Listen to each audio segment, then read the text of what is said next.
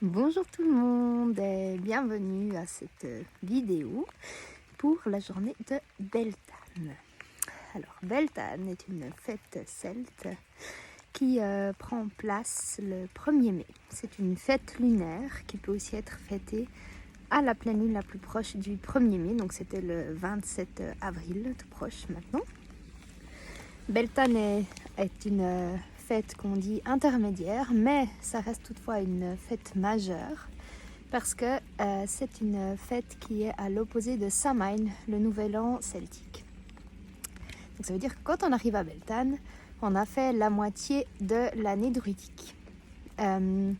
C'est une fête qui célèbre la vie, la croissance, la vie à son apogée, la fécondité ultime, la capacité d'être créateur de sa propre existence. Bonjour, bonjour Chasra. Beltane, c'est la fête des êtres élémentaires, des esprits de la nature. C'est un jour où le voile entre le monde visible et le monde invisible est extrêmement fin.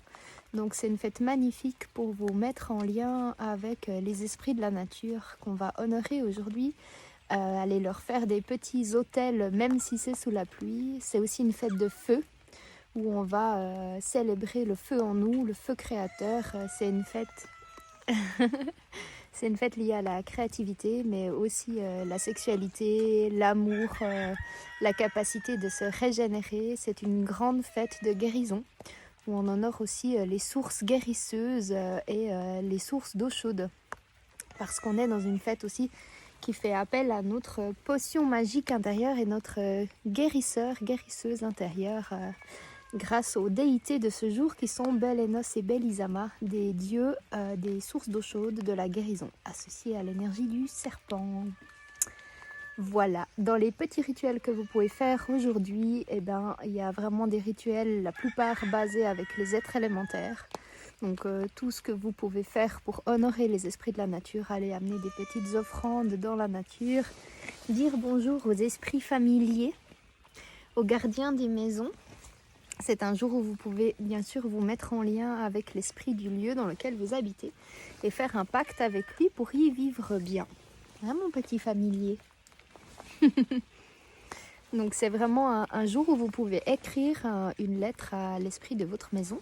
Imaginez-vous qu'il y a un gardien chez vous, un gardien de maison, qui a un être invisible qui habite là depuis que votre maison a été construite, donc ça fait peut-être très longtemps.